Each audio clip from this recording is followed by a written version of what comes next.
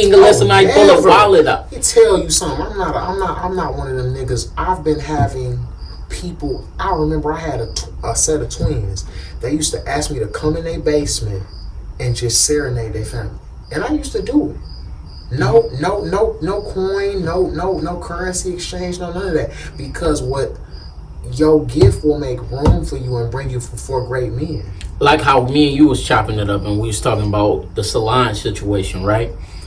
It's some shit where I'm seeing other people's stories, like Young M.A. She's a great rapper. She's a great writer, right? We need some more music, young. She dropped some shit like during the pandemic. Okay, I need to hear it. Look it up. It's fire. Cause I got into her shit. Her shit is hard. But you know how she got her moment was people knew her in New York, but they didn't know her outside of New York. And Dr. Boyce Watkins did a thing about her, right? And he was speaking on it's sad that a woman had to feel like this. Because it was a specific song that spoke to him, and he was like, "This shit's sad that she, as a woman, has to feel like this." He wasn't talking about her sexual preference. He was talking about the shit that she been through, that she felt like she got to be hardened because of. Been through okay, so he was speaking on that aspect. He wasn't speaking on homosexuality, her being a lesbian, or nothing. That made people check her out, and then next thing you know, ooh, that shit blew up. Okay. So now she rapped about that in a song where she was talking about that, and then after she did, after Boyce Watkins did that, she kind of went viral. Then fucking Vlad interviewed her, and then next thing you know, Ooh Pop before the Vlad interview. I don't know which one took off first, and then Hennessy did their bullshit. Where y'all should have paid that woman, like y'all paid Nas, y'all paid Rakim. Y'all advertised the black people during the war, and y'all advertised doing black people because in France y'all was not fucking popping. So it's a lot of bullshit y'all did, and y'all owe her money. So when you hear anything popping, Young M.A. So that's how she got her moment. Now, me and you both agreeing that she's talented. Absolutely. So it doesn't matter how you get your moment. You don't know how your moment gonna come. Like with me, I'm not getting that many views right now, but I know it's something that's going to pop. I'm gonna post this on my Instagram and my Twitter, which is doing numbers right now. You see what I'm saying? Solange. And shout out to you for being a free voice that is doing something positive in the black community, because I think I'm so glad that we live in this age of technology, because we have these platforms to exercise our First Amendment right and actually allow it to actually do something conducive. You know, we don't have to sit up here and talk about bullshit. We're talking about sociologically, from the sociological perspective, we're talking about things that are actually going to integrate PTSD and shit. Even though we didn't mention that, we both got it. Anybody that went to Finney, anybody that went to Finney got PTSD. I'm just saying. Well, I'm not going to say all, because as a sociologist, you understand and learn not to connotate the whole. You connotate some. A lot of motherfuckers. Thank you. Because some people from Finney have grown on to do great things. Shout out to Camille, and shout out to a lot of the people that have and the best rappers from Detroit come. The best rappers from Detroit come from Finney. I mean, the best artists. Well, my mother did not want me to go to Finney. She thought I was gonna get beat up. I never got beat up a day in my life at Finney. I got you. I would have got you. I like you wasn't there. It's like, you know, people catch you when you by yourself. Razor blade. Yeah, I know, but if people catch you when you by yourself, so that's what the situation was. So it was one time I'm right there, Southampton and fucking Casual. Wasn't that where everything played out? Not all the time, but sometimes. Sometimes it happened on Casual and East Warren. You see what I'm saying?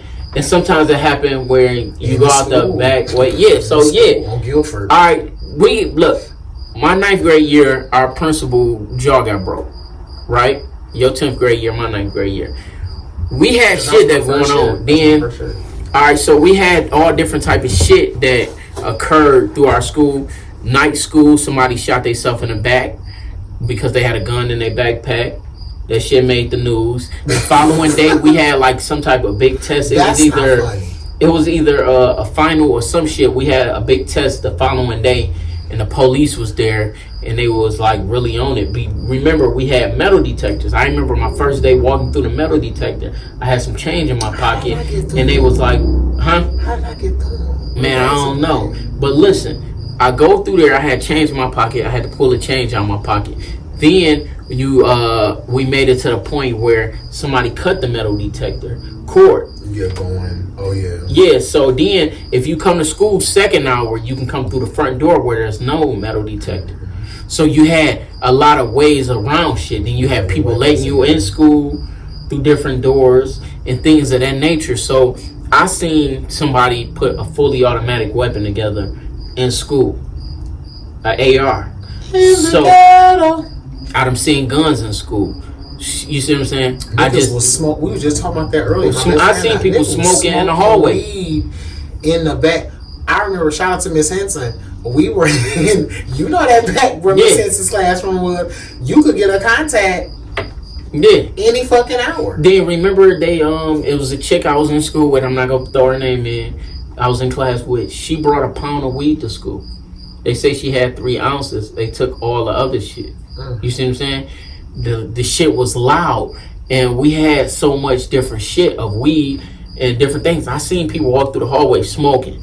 I've seen people drunk. We were exposed to so much. People popping pills and different things. So it's like it's a lot of traumas that happens in our society that start off young, just trying to figure out who you is as a person, as a being. You don't know what you are in high school. You know what you have potential to be. That's the phase of really discovering yourself and just thinking. And then you got to think like, chicks was getting ran in the locker rooms. It was a room. I see you bringing up high school shit, and I hate this, but I love it because I have to like set this shit straight. It was a fucking rumor that I was getting fucking ran by the fucking basketball and football team, and that shit was not nearest to the truth. They just probably wanted to make them seem gay because you got to think. Listen to me. Because on the other side, I'm from 8 Mile. Them niggas hated my hood because a lot of niggas from my hood was beefing with East Warren. I wasn't. So now from that side, I have to know who is who. You see what I'm saying? So with that, it's a lot of people like certain gangs was beefing with the basketball team. Certain gangs was beefing with the football team. Why the fuck that had to be you. The sacrificial lamb. That had to be you. Because it's like with me, for instance, right? I don't see niggas say bullshit about you, but I didn't see them say that to you.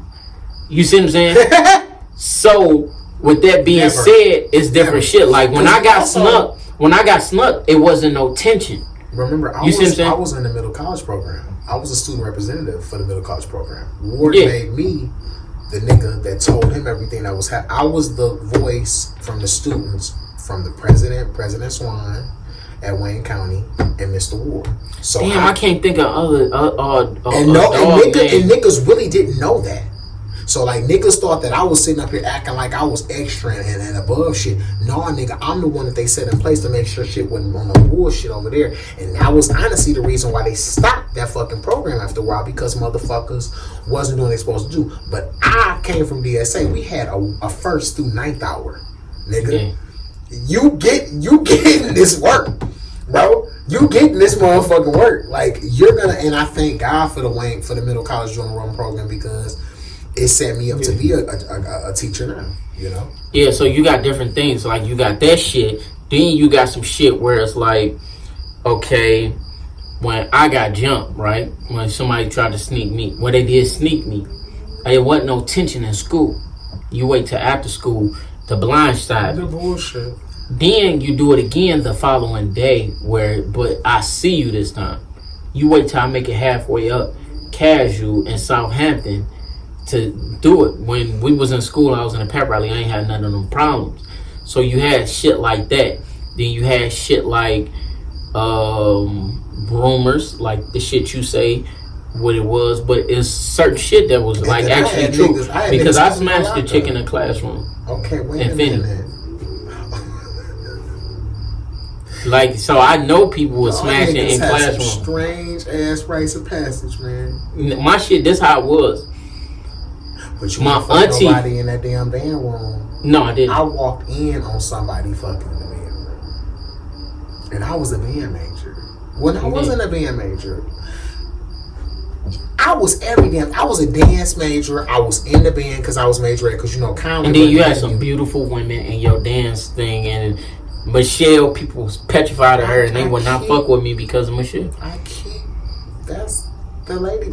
All the ladies love me. I'm so. I'm not gonna say somebody name because they married now, but I wanted her bad. You better not. I wanted her bad. I had told you back in high school. You probably don't remember. But shout out to my ladies, and my first video for my album is representative of the ladies because I just feel Y'all was like some gorgeous ass women. a lot of women are protected by a lot of heterosexual men. Like, I feel like the way, and I'm not trying to bring pop culture into this, but you don't have a podcast too, so we do this. Yeah. But Shout your podcast out. I have a podcast called Contrary to Popular Belief.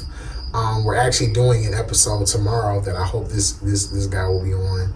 It's addictions, man. Addictions. I just feel like we're contrary to popular belief. It was something that birthed out of Instagram videos just to encourage people, and it came into a podcast where our first episode was love, sex, sexuality and relationships, entrepreneurship 101, sex, kinks, and fetishes. We talk about, you know, a myriad of things, but I wanted to do this podcast to just really explore the sociological perspective, bro. I think that there are a lot of things, especially as black people, that we don't talk about. We sweep certain shit under the rug, and I feel like if we actually took the time to fucking talk about this shit, we could really understand that our commonalities are universal. I'm gonna ask you a question.